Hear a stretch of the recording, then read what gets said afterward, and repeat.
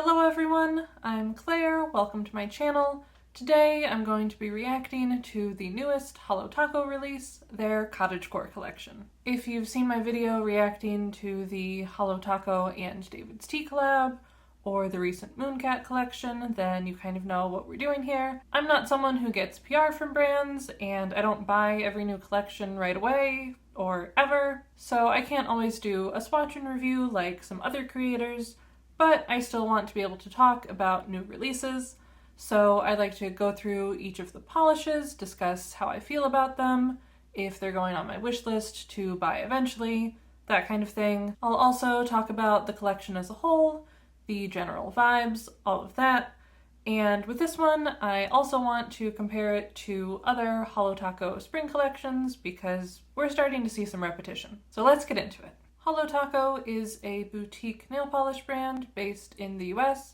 and founded by Christine from the Simply Nailogical YouTube channel. Their Cottage Core collection released on February 15th and it includes 6 creams and 1 topper. I'll probably talk about the topper last because I feel like I'll have the most to say about it. As far as the collection vibe, I think a lot of people have a general idea of what Cottage Core is, at least some sort of image that comes to mind. If you don't, I'll go into a bit more detail about it later, but for now, just think calm, peaceful, escaping into nature, frolicking through a meadow, that kind of thing. So getting into the polishes, first we have a couple pinks. One is a very pale pink, Rosemary Kill. It's described as a neutral pink, but I've noticed that it can really look different depending on lighting and who's wearing it, which is true of most polishes, but not all of them to this extent. Sometimes it looks like it has a bit of a brown undertone, or like it's a super light taupe instead of pink. Holo released another very light pink cream in last year's spring collection. That one was called Sweet Tooth, and it was more of a true pink with a more consistent appearance. To me, even though I can see the differences between the two, I do kind of question whether we need both of them.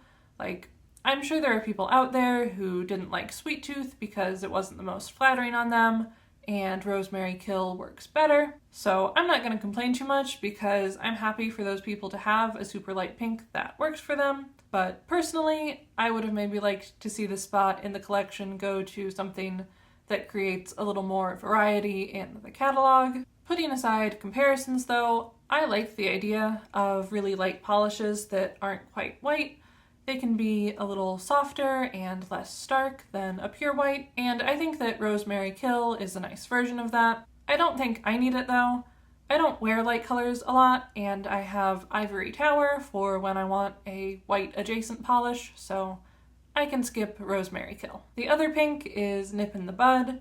It's described as a muted rose, which I feel like is a go-to for a lot of brands for spring collections, or honestly any time of year. It's just a popular polish color, very work appropriate if that's a consideration for you. It reminded me right away of a Holo polish that was released in fall 2023 called Low Key Blushing.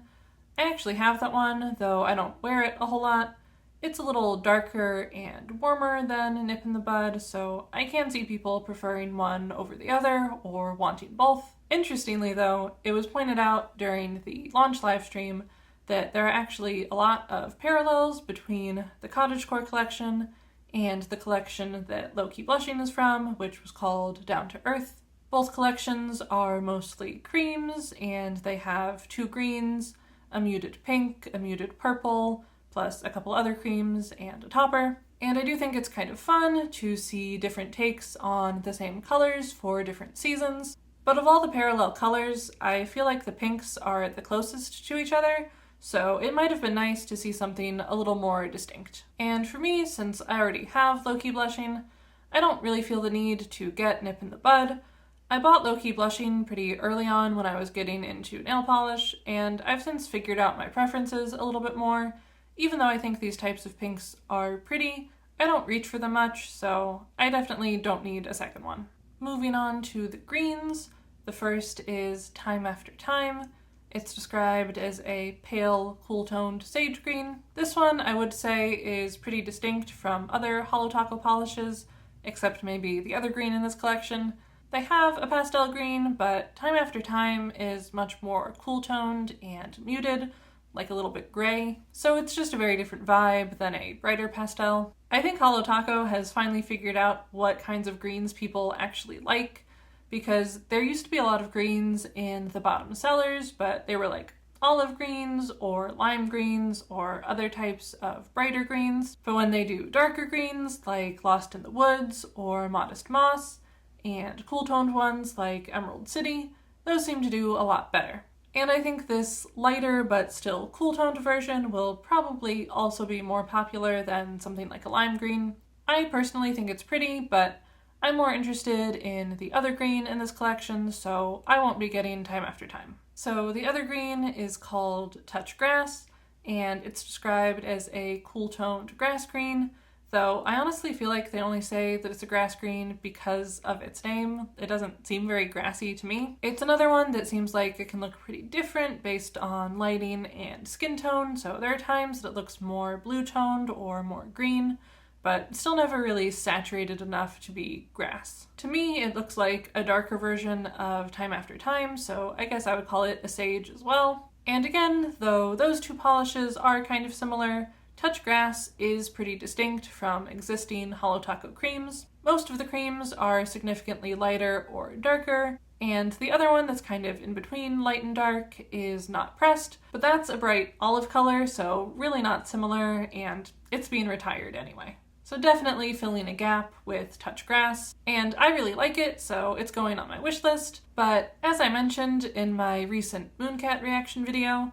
I'm having a bit of a conundrum with sage greens, because Mooncat has released 3 in the last year or so, and now there's these 2 from Holo Taco, and I think they're all really pretty, but I don't know which one I want to get.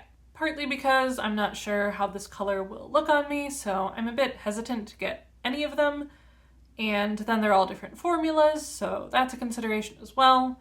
But I think I'm leaning towards getting Touch Grass because I can put linear Holo Taco on it and get close to Mooncat's Sage linear holo that they just released. And I can also use other toppers with it, so it's more versatile. And we can just ignore the fact that it would be my 3rd green cream, which would put my cream collection at 25% green, and then 50% neutrals if you call Cold Slate or Low-Key Blushing a neutral, and 25% other colors.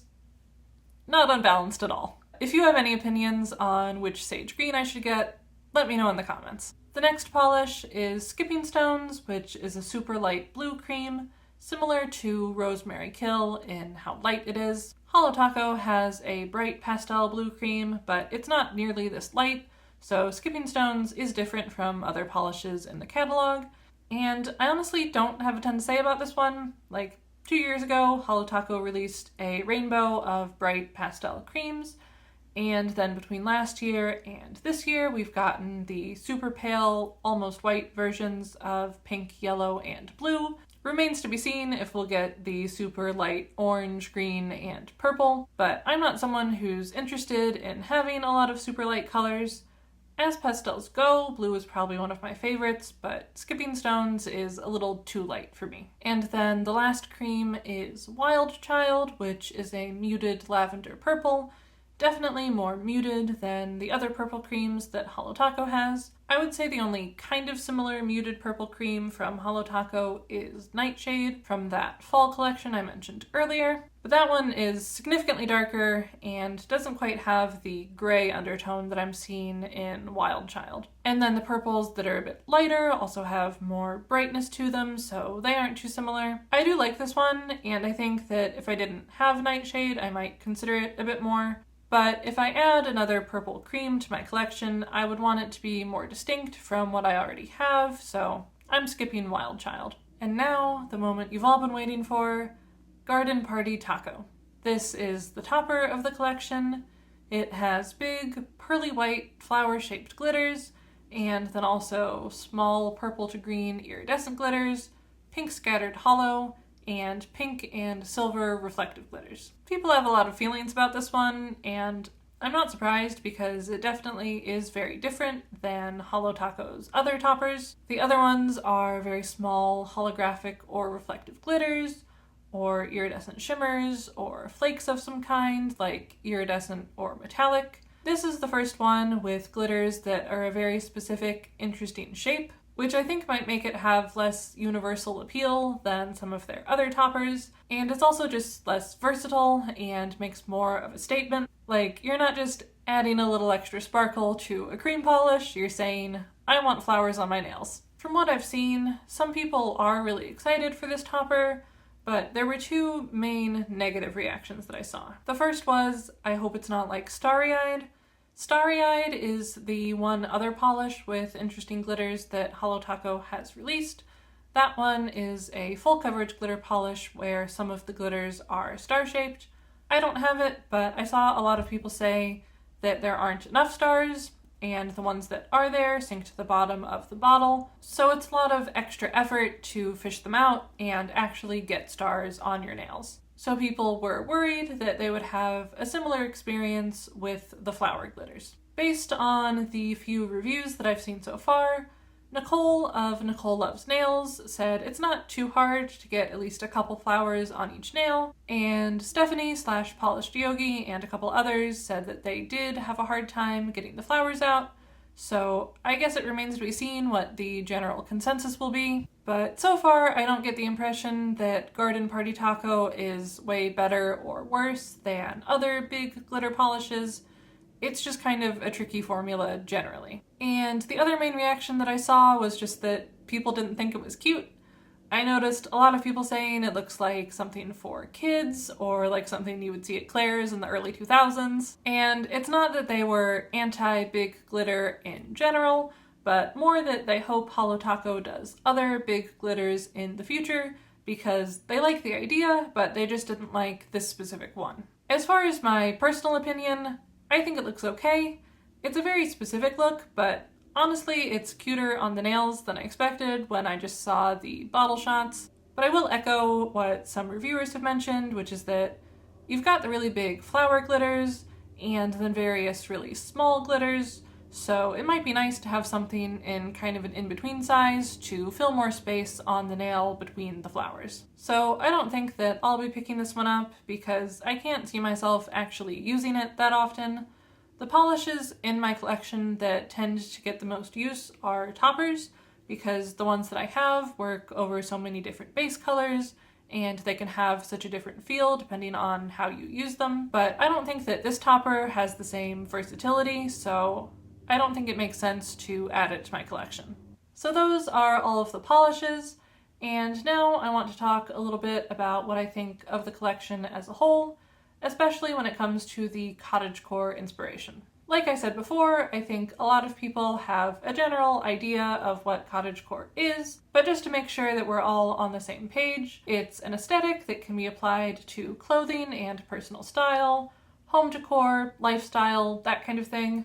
People tend to put core on the end of everything now, like fairy core, goblin core, etc. But I think cottagecore was one of the first core aesthetics to get popular starting around 2019-2020. Conceptually, the general idea is escapism, an idealization of nature and agriculture, but like the romanticized version and not the realistic version. Think like farming sims and not actually working on a farm. Visually, it's greenery, flowers, frilly dresses, cute animals, soft and earthy colors, sunlight, and it tends to center domesticity and femininity, but like in a queer way and not in a tradwife way, or at least that's how it started. So think like making your own bread and jam to take on a picnic where everyone takes turns reading sapphic poetry to each other. Of course, that's not the only interpretation of the aesthetic, but it's what comes to mind for me.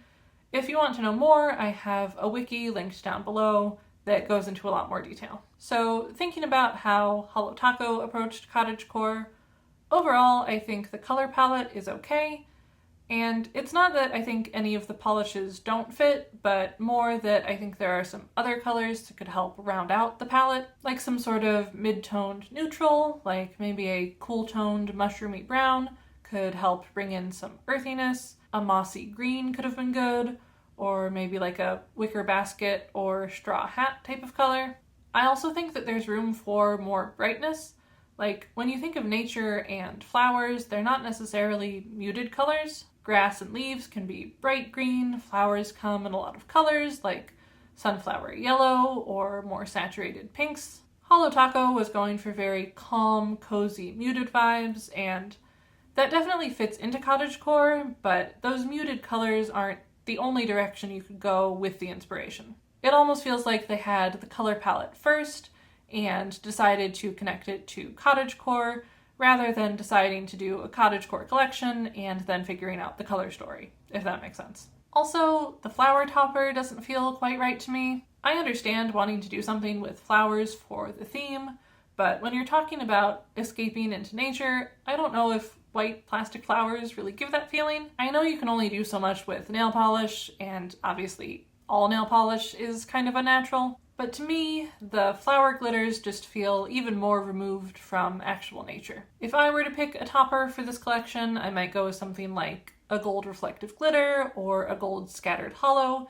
to give kind of that sparkling sunlight feeling. And then moving away from the actual polishes a little bit, one thing that I feel like is kind of missing from the inspiration is the style side of Cottagecore. Like, when I think Cottagecore, I do think nature, but I also think of the clothes, like long flowy dresses and puffy sleeves and corsets and cozy cardigans. The fashion is probably one of the more accessible parts of Cottagecore. Like, people can bring those elements into their personal style, even if they don't have a cottage or a meadow to frolic in, but none of the polish names or the marketing really connect to that side of it. I think even if they had just named some of the polishes something different, then they could have brought in the fashion side a little bit more, which I would have enjoyed. Overall, I just feel like there's a little room for improvement, and you can kind of tell that this isn't one of the Holo Taco collections that Christine feels the most personally connected to. Like with Dark Academia last fall, even though Holo Taco did also leave out the clothing and style side of things with that collection,